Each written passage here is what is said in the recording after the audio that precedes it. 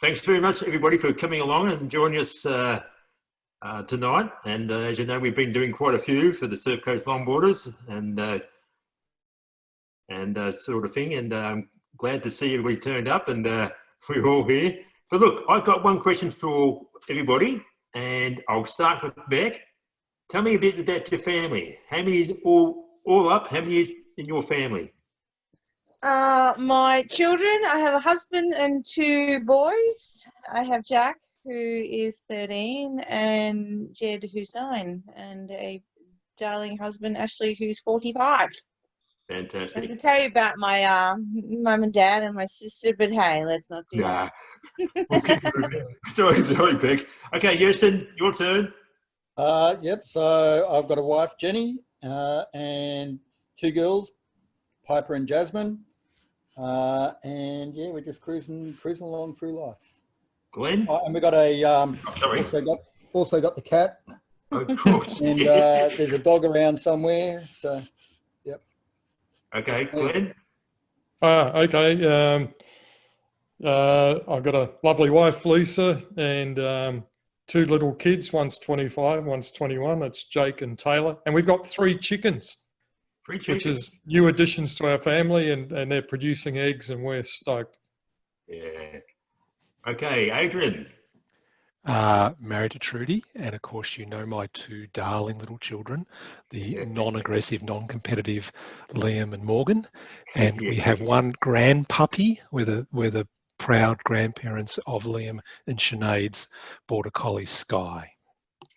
Terrific. Okay, Ted, your turn. Well, I'm just exactly the same as everybody else by the sounds of things. I've got a wife, Wendy, and 2 kids, Ruby, who's 26, and Spencer, who's 22. I don't have a dog, but we do have a cat. Yeah, we're all dispersed. We're not all down here. It'd be lovely if we all were. Just Wendy at the moment. I'd love to get the other kids down here, but they're stuck in COVID moment. With this virus, yeah. Okay. How about you, bud? As you can see, I've changed my name to Christine White, and that's my wife, of course. And I've got 3 daughters, Simone, Megan, and Caitlin, and some grandchildren as well. Anyhow, Glenn, back to you for some questions. Well, I just had an idea, because we've got these 3 chickens, and you guys have got cats, and we could maybe get them together. No, just an idea. Okay. Hi, everyone. We just want to keep this really casual. I mean, we've got some questions that we generally ask around the group, but it's great. We just turn this into a bit of a conversation, so we're all friends. So I'm going to introduce, obviously, Bud White, Ted Clark, we've got Adrian Kennelly here, we've got Yestin Griffiths, and we've got Beck Collins. So thanks, guys, for joining us. And so we're all obviously members of the Surfcoast Longboarders Club, and the idea of this is really just, while we've got this stupid COVID-19 thing going on and we don't get to surf comps, we can still just keep in touch as best we can. First thing I want to do is just acknowledge our sponsors who look after us. Rare Surfs T-shirts, Brett Stammers, who always helps out and gives us some great T-shirts and things throughout the year, and also Holly and Sue at Lookin' Smart, who supply us with hooded towels and all sorts of things, T-shirts. So thanks, guys. All right, so I might start just a general question that I'll throw out to everybody. We might start with you, Adrian, and just want to know how long you've been surfing and where you started surfing. Wow. I suppose it depends on how you define surfing. Probably started surfing when I was like 7 or 8, probably on a foamy or a surf mat at Point Road night, somewhere in the early 70s. First glass board, so my first real surfboard, was a Springer single fin pintail 6'4". I was probably about 12 or 13, something like that. And most importantly, my first knee board, which was probably about 3 years after that. So yeah, I've been surfing about a bit over 40 years. A bit over 40 years, that's impressive. Beck, you're pretty new to this, aren't you, really? I mean, Yeah, compared with us guys, us old guys. in comparison to you, Mob, I think I'm definitely the rookie here, and humbled to be in this space with such experienced surfers too. I've only been surfing for 11 years, so I took it up when I was 30. Well, probably tried to take it up just before then, but yeah, sort of seriously and consistently for 10 years. Yeah, I just had lessons and decided, yeah, that at 30 I needed some space and loved to move my body, and took up surfing because I love the ocean. And, you know, I grew up on the river in Mildura. I didn't grow up by the ocean. I grew up in the desert. So surfing to me was quite a transition from what I didn't know to something really new. And, yeah, just love it, obviously. I know you do. I see you out there most mornings. Yeah, for me it's therapeutic, and I think I stepped into the longboarder space just because the Wild Women on Water event, and I've just connected with all these awesome people, and I think my competitive spirit kind of, you know, surfing is inherently competitive, isn't it? It can be hyper competitive, even recreational surfing. But yeah, I love learning. It's a lifelong journey, isn't it? It's always different and always challenging, and hopefully always fun. Yeah. Good. Yestin. When I was 8, I got my first surf mat, and when I was about 8.5, my auntie gave me my deceased uncle's surfboard, which was Paddy Morgan. It was an Estec thing, 1975, I think it was. And we grew up in Ocean Grove, so Ocean Grove was sort of the main area that I surfed in, and then sort of moved on to 13th and the board riders over there for a little while. Yeah. So it's been a while in the water. Mm. Yeah. And what keeps you guys all going back? I think that well, I think it's just an addictive sport. It's just one of those things. I don't know about you guys, but I'm always hungry for the next wave. You know, it's like you get a wave and you're just hungry for the next one. Yeah. I find it really meditative. Particularly out there behind me, I can often just get lost looking at the colours of the cliffs and the water. So the hunger for the next wave, I sort of have got that in terms of, you remember the last one, you want to do it again because of the feeling, but I'm actually very relaxed in the water. Like, I'm not competitive at all, and I can go ages without a wave. And it's funny when we talk about Becky saying about competitive. I grew up playing a hell of a lot of Aussie rules and cricket at reasonably high levels, and surfing was actually my escape from competition. So competition is actually a really, really new thing to me. As you know, simply because all of a sudden, out of the blue, my kids turned around and said they wanted to compete surfing. I said, what the hell? Surfing is not about competition. What are you doing that for? Anyway, being a good dad, I took them along to competition, and here I still am. Beck? Yeah, what was I hooking into there? I was so busy listening. What was the... What keeps you going back? What keeps Oh, you the motivated? froth, totally, the froth, just the high, and also the meditation. I think it's dualistic in its nature. It is definitely meditative, but it's also ecstasy as well. That's what the brain lights up and says, yeah, we're doing that again. That's dopamine and endorphins. So definitely addicted. No doubt about it. And I think that when we all keep going back, that's what it is. It's healthy. Sometimes it's not so healthy. You know, it's an interesting thing to witness in that space too. And I've been watching that actually. The first thing in the morning, right, get up and surf. That's my first thought. So yeah, no, it's interesting being in that space. But certainly therapeutically, and being in it for therapy as well, no doubt about it. Yeah, no, I just wanted to ask everybody because it's there is something for me personally. I find I'm very present mentally when I'm in the water, because I mean, I'm not that fond of competition, but I love the people that are at the competition. But just being out there, I was trying to explain to my son yesterday, we went up to Addis, and I'm just trying to get him going, and those waves are good for him. And just saying there will be a time where I remember when I first started, and I was probably Europe, same as you, Yestin. I would have been about 8 or 9 or something. And just the smell of the water, and this is New Zealand, and it was a really balmy afternoon. The waves are probably knee high, but it was just like, I don't think I've ever recaptured that feeling.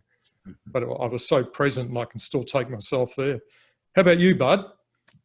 Well, I think that addictive, no question about that.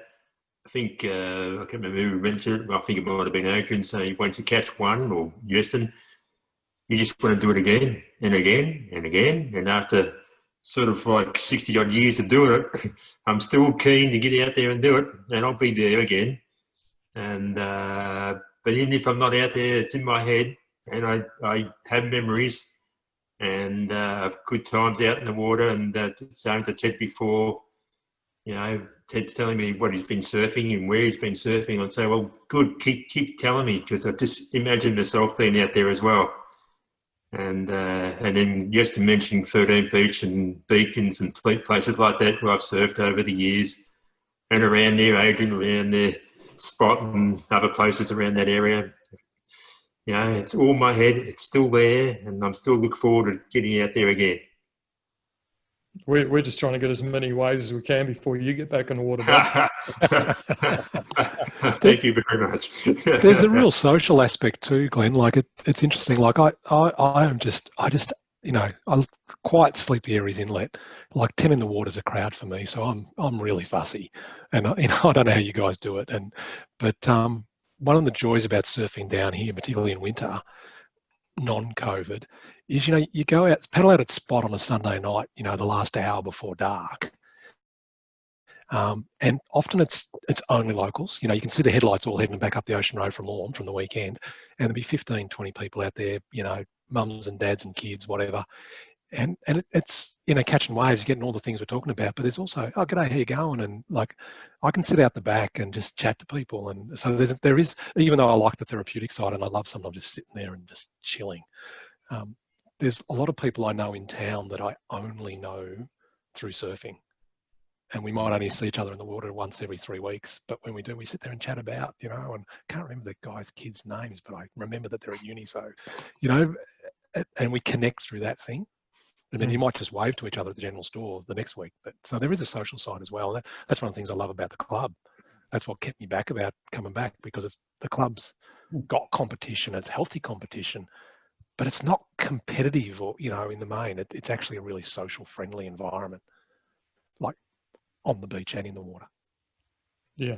Can I just say that I think one of the good things is, whether it be with the club, is meeting people and also making lifetime friends. And you know them from then on. You see them out in the water, you have it start chatting, and you've met a friend and they keep in touch with you. So that's one of the other major things about surfing, I believe.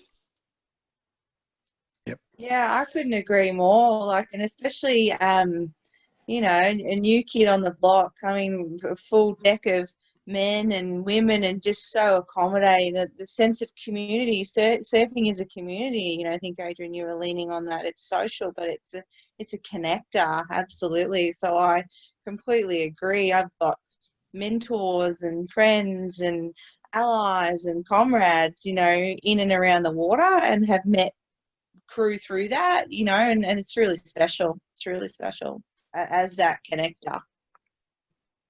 Yeah, there's a lot of value I find with the people you meet in the water, and most of us come from completely different walks of life, but we've got that one common thing that holds us together, and we're kind of inseparable when it comes to surfing. So we do become like a big family, or, it's the same old cliche, but what do you think, Ted? Okay, if I just say that I really do like lots of aspects of surfing, and I do enjoy just the whole kind of culture of it. I do think it's there is a community thing, but what I was trying to get at was when the surf comes, when there's waves, the beaches light up. And what I experienced just this last weekend when the surf came and you went out, everyone was happy out in the surf and everyone was happy in the car park. And even when you saw people down the street, you know, or shopping, they were all happy because they'd all had a surf. It's just a fantastic feeling. So I'm going to just jump ahead to, I just want to get people's general thoughts on something that's really impacting us at the moment. And that is, Adrian, you've touched on this too, the crowds and how you're managing to navigate the crowds. I mean, you're having to move to a different spot. What sort of tactics are you using to negotiate all of these people out in the water? Beck, can I start with you? Sure.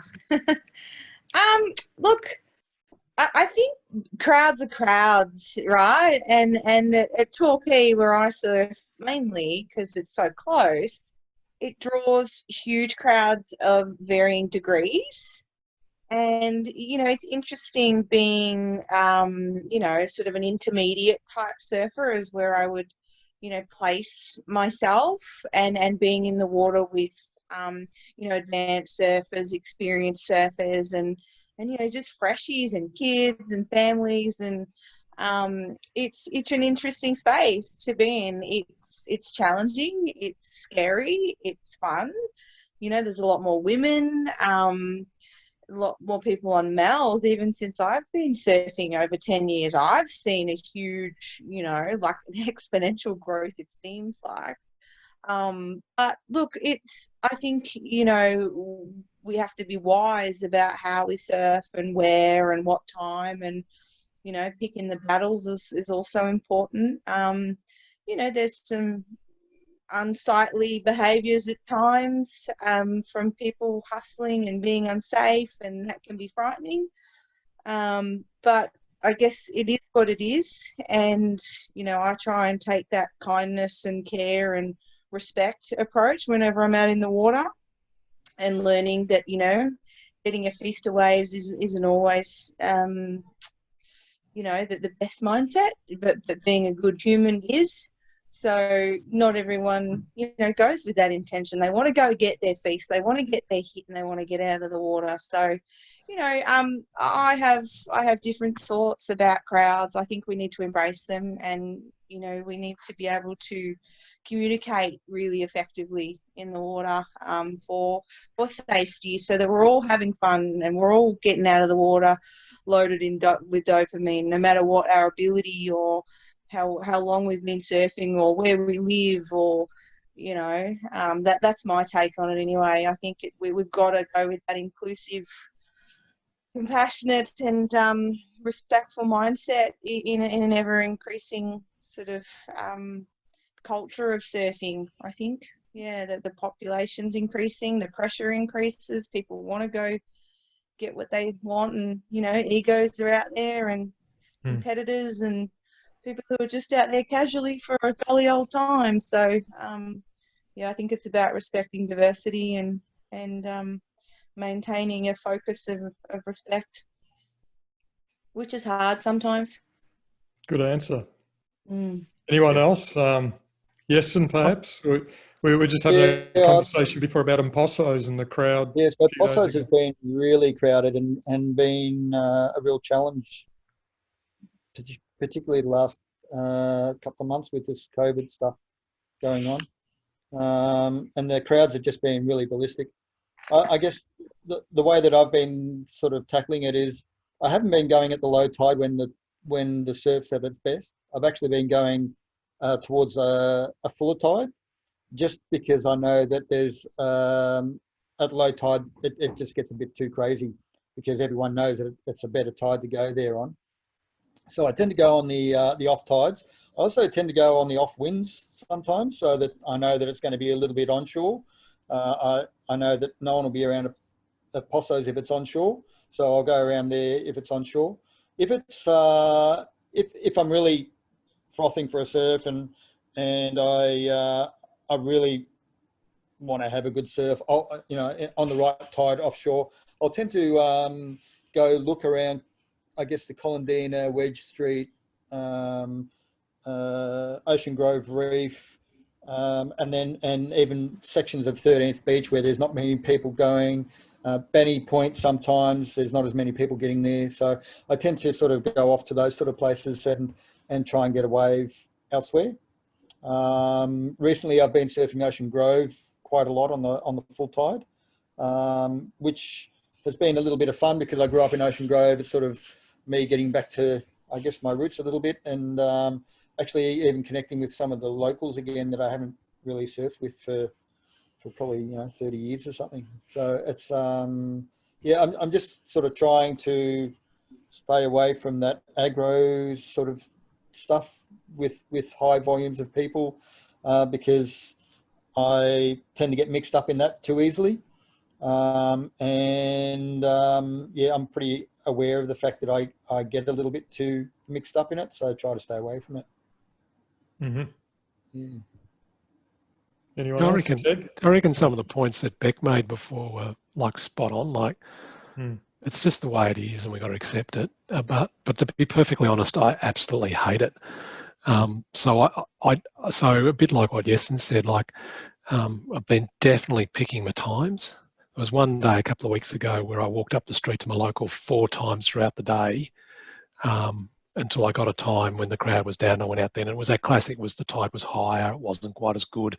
So I'm surfing more on the crowd than the surf conditions, because, and I don't get caught up, because surfing's always been the non-competitive thing to me. But as soon as I get out there, you know, if there's guys abandoning boards and before a duck wave, or they're doing stupid things and stuff, I just go, this isn't fun, I'm getting out. So I've had surfs where I've paddled out, caught a wave, and thought, no, I'm going home. And I've had other ones when I've looked at good surf and said, I know I'm not in the right mood, I'll get grumpy, so I'm not going out there. Because that's, I mean, apart from being respectful to others, like Beck said, it's like, to me, surfing's fun. And if for some reason I'm scared, or I'm angry, or I'm upset, then it's not fun, and I get out. So I've always been really, really fussy with where I surf. Yeah, just ask Lehman Morgan, they'll pay out on their dad big time about how fussy he is. But I suppose I've just been fussier. And the difference is now it's crowd rather than wave quality. I'll happily take a crappy wave that's uncrowded rather than a good wave that's crowded. And so, and just knowing yourself, like days I can go out in the crowd and chill, and exactly, Beck, just share, and that's what it's about. They're all here. And then there's other days I just don't feel in that mood, so I don't go out. And it's because that, like, I hate crowds. I live in Aries Inlet because it's quiet. Like 20 odd years ago when we moved here, we looked at looking in Torquay, and I said, I don't live in Torquay, it's too big, it's going to get bigger, it's going to get more crowded, like just generally like that. So, you know, I've made those choices in my life. So, but everyone wants to go where I want to go for the same reason I want to go. So it's totally contradictory and rude to think that they're the wrong ones. So just walk away, come back when it's fun. Yeah, I think everybody's pretty much in agreement as far as its quality of surfing, and if you need to compromise your surf by lesser quality waves to get a good surf, then, you know, that's what we've got to do. But it tests everybody. For me, it's just not knowing. I think we had this conversation earlier, but it's not knowing what other people are going to be doing, and not knowing, because there obviously is. Yes, I'd imagine a lot of people who go to Impossos who aren't locals, but they're coming from Armstrong Creek and some of these new developments. We're certainly getting them at Torquay too. But it's paddling out and not knowing the abilities of a lot of people, and just you've got to have eyes in the back of your head, because you could, you know, there's very, very little etiquette going on. So it is testing, but yeah, you're right, Beck, exactly. We have to coexist. We had a chat about this a few weeks ago, and it's just, you know, it's not going to get any better. We know that. So as long as we understand that and move on, it's fine. So one of the interesting things. Oh, sorry. One of the things I say is, you're saying about, you know, you're getting all the people from the new developments and that sort of stuff. As a result, we're actually getting a lot of Torquay people. So I'll go to my local, I'll walk up in the car park. I haven't seen Bud, obviously, there's other things, but I'll see all these people that I know from Torquay and go, what the hell are you doing down here? And they're down here for a good reason. They're moving our way because they're trying to get away from the crowd. We're going, well, you know, back when COVID first started out, Liam was like, "Oh shit, Dad, how far do you reckon south I can go? Like, Lorne's probably okay, but I can't go because we head down to Wye and Kennet, and we go further south and probably start dropping in on Brett and Boo. You know what I mean? And so there's just this sort of push. So it's pretty funny who you see. Like, I go up to the car park up the end of the street and I go, "That's so and so's car. What's he doing down here?" And then what's really funny is the guys who surf the reefs around Bells and Winky, they come down and surf the reefs down here. And it's like, you can tell the difference because they're, the younger blokes particularly, they're pumped up, they're competitive, and you're going, "Hey, mate, we'll go back to Torquay." Like, it's not the way we play it down here. But they're doing we'll what I'm see you doing. down there tomorrow. Yeah, exactly. I have a go, but every time I see Ted post a video of them surfing gubbos or spot, I usually send him a dirty text message or something about where's your passport? The border's at the Anglesey River, state of the North End. So let's talk about waves, guys. I want to know your favourite type of wave. Point break, reef break, beach break. We don't want to know where. Just if you had one wave that you could surf. Can I just say one of the waves I like, and I did mention last time we were having a conversation with other group, is Beacon at 13th Beach. I mean, if you want to get some confidence and really feel the power of a wave, left or right, low tide, that Beacon, that gives you a lot of confidence. If you can surf the Beacon, you can surf anywhere. It just tests you so much. So it's a very, it's a great wave. You got to know what you're doing. You just can't go out there if you haven't surfed it before. If you do want to go out and surf it really, it's really small and get a feel of it. But when it's big, 4, 5 foot, you get some top waves and it just barrels. Unbelievable. I'm sure Yestin knows what I'm talking about and surf it quite a bit. But yeah, Beacon, you can surf there, you can surf anywhere around the world. Yeah, that's my thoughts. Okay.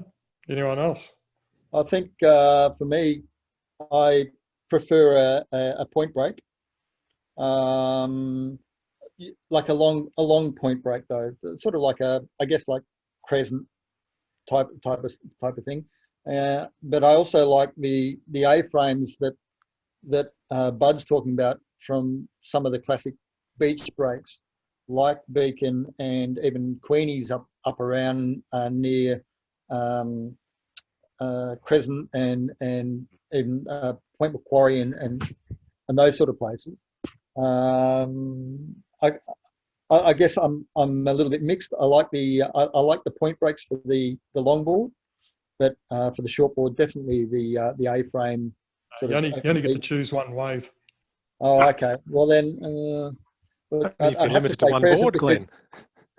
Crescent would have to be my my all-time favourite. Yeah. Beck? Yeah, look, my favourite wave is Point Addis. I surfed it yesterday, 3 foot. It's so much room to surf. I was getting rights and from just inside the point or around the outside of the point, and then there was the left, tiny little left. So I feel at Addis, I feel home, and it can big swell. It delivers beautifully, and I always feel safe out there. The culture of Point Addis surfing community is, it's sweet. It's not competitive. There's no one. I haven't met anyone out there who's hepped up and the space, the cliffs. Torquay, reef is what I prefer, but because I'm mostly on the Mel. But I just love Point Addis. It's a sacred spot, and sometimes you do compromise wave quality for a little extra dose of what I call Addis medicine, which is always fulfilling. Yeah, I agree. I love that little bay. I took my son there yesterday, and Brownie was there, and he endorsed the left out there. Oh yeah, the little left was beautiful, wasn't it? That sand is fantastic. Yeah. Shh. Don't tell anybody. Okay. Yeah, that's right. This is on 1 month delay. Yeah. that's right. we have to be really careful with the identification of all these great places because We do. because things might happen, but hopefully this only goes to our members.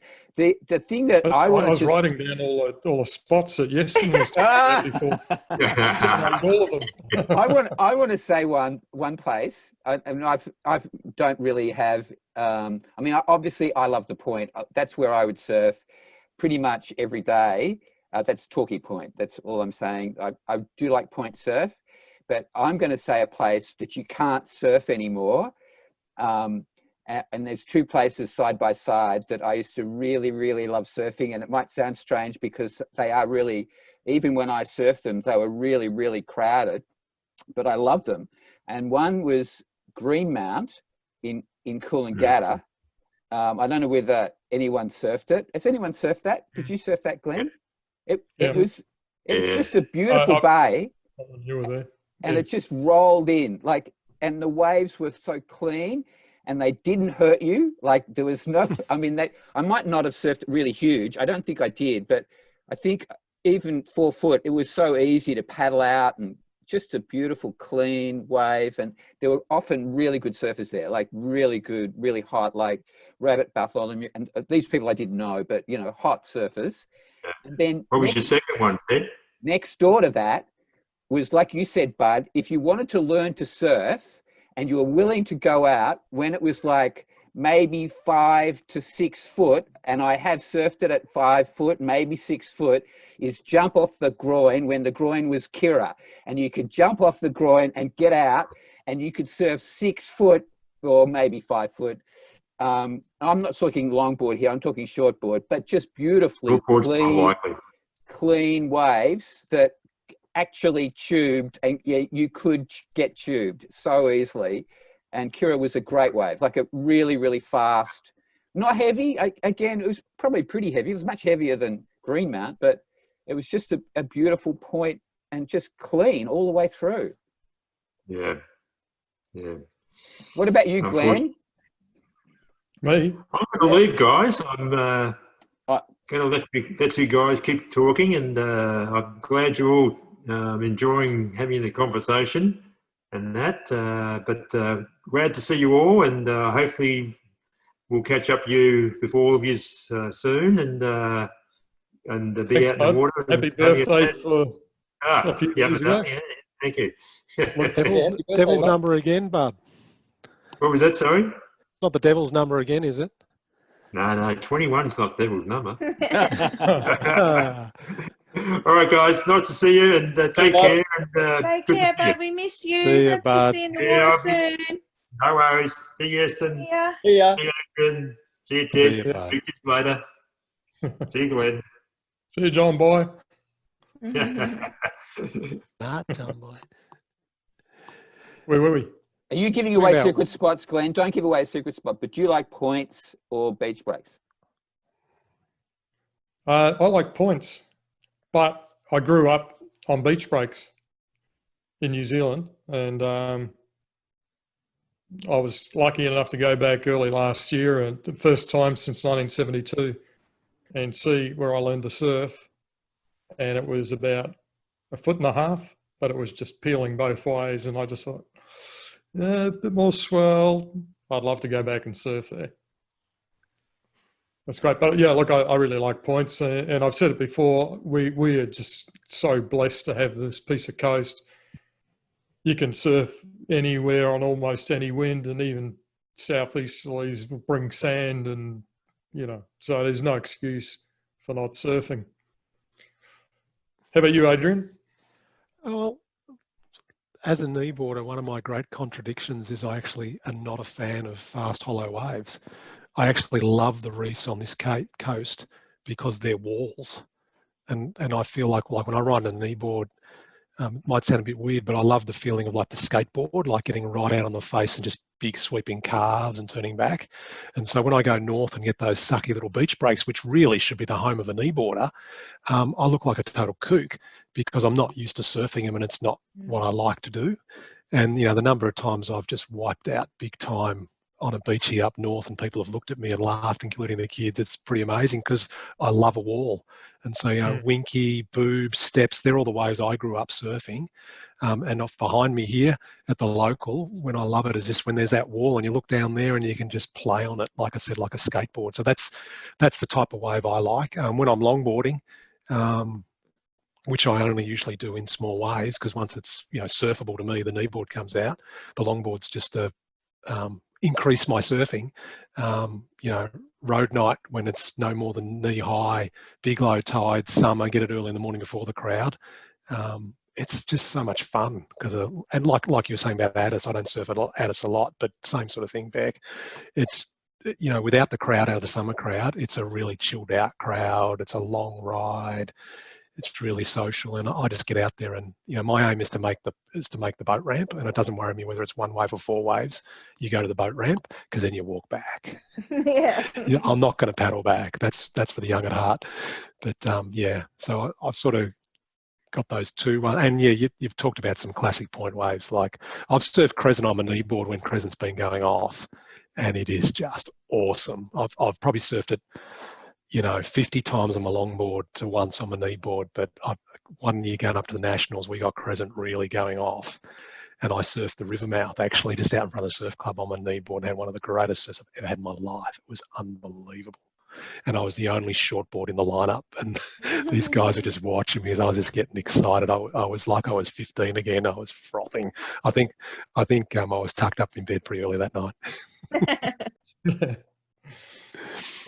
Right, now, here's one for everybody. I want to know, we're all trying to improve all the time, and surfing is such a difficult thing to master, but if there was one maneuver that you really would love to master, what would that be on a longboard or a kneeboard? I want to learn to nose ride. I still shuffle, and I think I'm there when there's probably 18 inches to go. And I've got 2 wonderful nose riding children, 2 children who can wonderfully nose ride.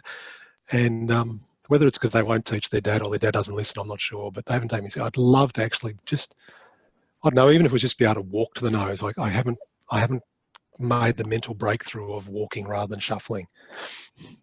And just to, if I could just do that walk there once, I'd be like, I finally made it. Yeah. Ted?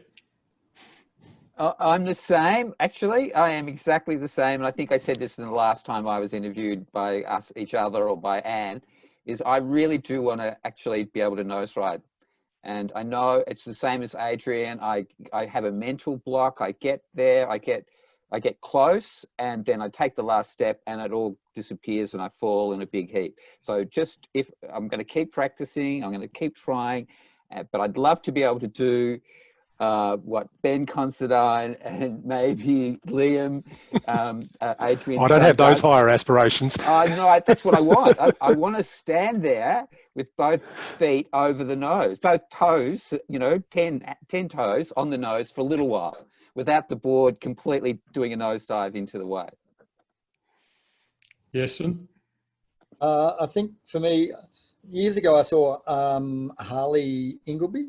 I think it was Harley Ingleby, do this amazing 360 on his longboard, and ever since I saw that, not a helicopter, not where it's just turns around pivoting on the fin, but he came up and he did a carving 360 on his longboard, and I think that would be if I could master that would be my one maneuver that I'd like to be able to do. Yep. Beck? I am definitely not aiming that high. 360, goodness me, that's huge aspirations. For me, I thought of the drop knee. Like I've this year got to the nose and I'm hanging 10, not all toes over, but I'm getting there on my new brownie board. It's not a smooth cross step.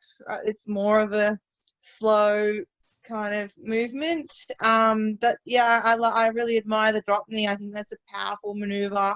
It requires quite a bit of strategy and awareness to get down and in and under and back up. So that's something I've never tried either. So it's another skill to sort of try. But I have been watching a bit of videos and have thought about it. I just haven't, consciously put it together at talking point. It's a bit hard to get radical and doing drop knees and all sorts out there. So now that I've brought it to my awareness, I'll probably give it a crack. But at the moment, my pop-up is probably my weakness. There's something I've noticed that goes on inside my head when I'm paddling. I'm just about to get up. Not nosediving or anything. I feel like I'm slow and I'll miss a takeoff and, not get up smooth. I think it's because I'm old. That's my excuse anyway. But I definitely need refinement in the pop-up and would love to give the drop I knee feel your pain. What, that you're old or you can't pop up, Glenn? Both. Interesting that Beck. the last interview we had Bud and Noel, and I asked the same question, and they just responded straight away. Hang 10, carving 360. Well, I'm not sure if Noel wanted to do a carving 360. He just said 360, and MS said heels over. I went, wow. Okay, guys. Heels over. Yeah. I just want to get that. I just watched.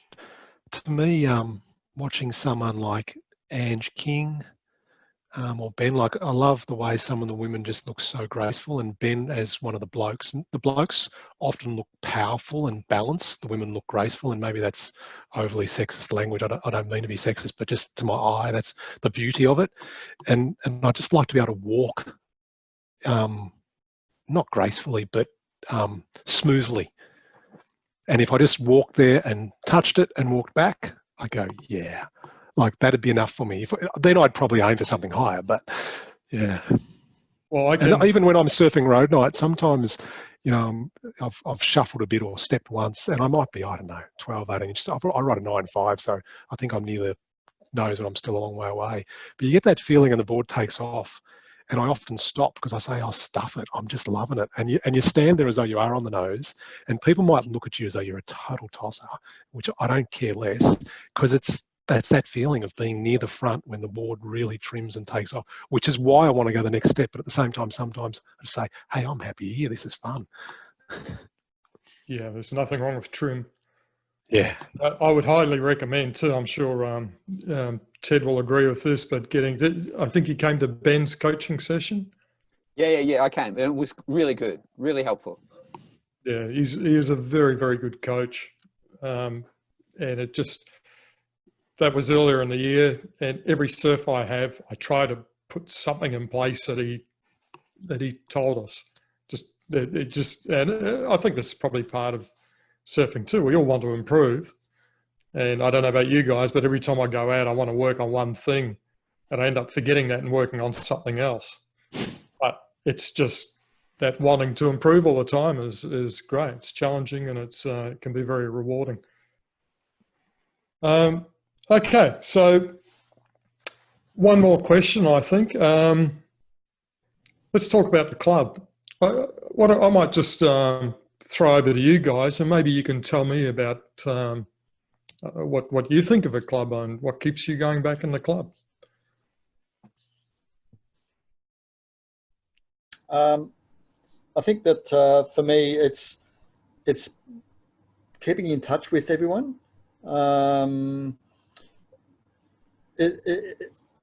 Surfing at Posso's has a real mixed crew there, but it's nice to be able to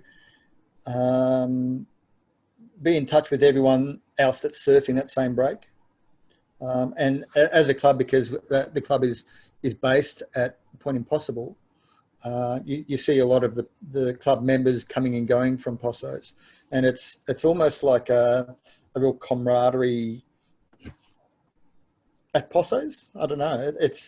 I guess I initially joined the club because I'd picked up an old Mel surfboard out of a dam, and I actually wanted to touch base with Bob Smith, and I'd never met Bob Smith before, and I knew that he was in the club, so I thought, I'll go and join this club because he'll definitely not be the only person that collects old boards. There'll be others. And then when I did that, I started surfing Possos more. And then because I didn't know a lot of people at Possos, that I sort of opened up the door to be able to get to know everyone there. And then, yeah, and it, you know, it's at the stage now where anytime I go down for a surf, I know usually 3 or 4 people in the water that I can go up and chat with, or, you know, whatever, you know. Yeah, it's, for me, the club is I guess keeping in touch with Point Impossible, and also I guess knowing that the club's sort of looking out for the area. And then there's also the competitive side as well. I guess growing up as part of the 13th Beach Board Riders and doing state rounds and all that sort of stuff most of my life, it was sort of natural that I went on it, when I joined the Longboard Club, that I kept going with state rounds and local comps and stuff. Yeah, nice, good. Beck. The club for me is definitely about connection and learning. Like, you know, some of the best and yet most humblest of surfers of all kind of abilities and ages, and you know, it's a support network. It does great things for our community, and it is filled with amazing people. So it was a bit of a no-brainer to me. I was introduced through the Wild Women on Water event and have made lifelong friends out of just attending an extraordinary event that I wanted to contribute to and be a part of. And now I'm helping organize, and the feedback we get from the community, and you know, I just love our monthly comps. I don't go there to win, I go there to learn and to have fun and enjoy uncrowded waves. And connect with, you know, like-minded, you know, really beautiful people. So yeah, it's pretty special. Oh, shucks. Well put, Adrian. It's like the church, but better than church. You get to talk to people. So the prayers are always answered. It's the people. You know, like as I said, well, one, I'm a kneeboarder, not a longboarder. Two, up until the kids got in, I didn't even believe in competitive surfing. Like, I shunned competitive surfing my whole life. Didn't even watch it on telly, did nothing. Surfing wasn't about competition to me. And when the kids got into it, and just how amazingly warm and welcoming and friendly everyone was at the club to us as a family, and like, you know, Morgan and Liam, and you know, particularly Morgan, they look on people like Bud and Bob as like great uncles, like pseudo grandparents type stuff because of the age difference, and that's the relationship. And so we just got into it, and like, as you know, you guys, like, my kids don't compete that often anymore because they're young adults doing their own thing, and I'm still there front and center. And often club comps, you know, I only started competing, I don't know, about 5 years ago. And it was because we won the board raffle. We were members at Seoul and Surfcoast because Morgan first went there because there were more girls, and Liam was at Surfcoast because there were guys. And we won the board raffle, end of year board raffle, which was a Nick McAteer board. And Morgan won it actually, and she just ordered a new board from Brownie. It's like, oh God, you know. And so I took the board, and I just said, well, I'll go back next year and I'll compete in the first round at you know, to you know, show appreciation or anything. That was the first time I competed, and then I just started doing it. And of course, we ended up just at Surfcoast. And so I just go along for a bit of fun. And like, if I get there and the surf's a bit blown out or it's a bit bigger than I can handle on longboard, I don't care if I don't compete. Like, I really respect the fact that guys are into competition. Like, don't get me wrong, I'm not critical of that. I'm just saying I can rock up on a Saturday, be in the tent, have fun, and whether I surf or not is largely irrelevant to me, because I go because of the people. I love when I get the opportunity to, after a heat, if I'm still in my weddy, you'll see me sometimes disappear into the river mouth on my kneeboard. I love being able to do that because I obviously want to get in the water and surf. And inside Possos is not a good kneeboarding wave, obviously. I love outers, and I love it when the river mouth takes off. But otherwise, I do. Yeah, it's just about the people. And Possos is a glorious spot. Like, I love it. There's no doubt about that. Not that, as I said, it's not a kneeboarding wave, so I don't go there frequently. But, yeah. I'm sure we'd all agree that we owe you a great deal of gratitude for all the work you put in, Adrian. It's doing the type of jobs that there's no way I'd be doing. You know, Yeah, being that's club treasurer. one of the great things about the club, though, Glenn, is somehow through sort of almost a natural selection sort of process. It's like, people doing what they're good at. Like, you know what I mean? Like I get there in the morning and Laney and Brian are putting up the tent with the cordless drills and all that. And like, you see me with the IT and all that sort of stuff. I've got 10 thumbs when it comes to any sort of trade.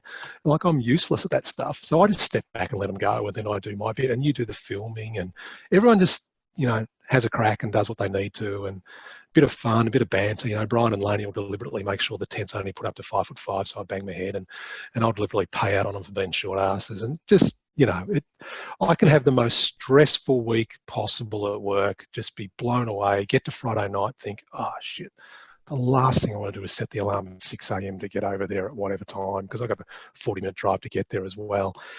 And Trudy's saying, why do you do this thing? The kids aren't competing anymore, whatever. And, within 5 minutes arriving, I know why I do it. You know what I mean? And even though I might even be on the computer for hours, I'm like, it's just, I come home and, by some time during that day, every stress I had during that week has just disappeared. And I've had an awesome day. And it could be horizontal rain, blowing a gale, whatever. And, you could be a bit grumpy about those sort of things. But really, at the end of the day, had a hoot of a time. Beautiful. 47 degrees at Fairhaven for wobbling on water. Far out. Yeah, that was pretty tough. Bullets at like 9 o'clock in the morning. Dear me, we must be committed, right?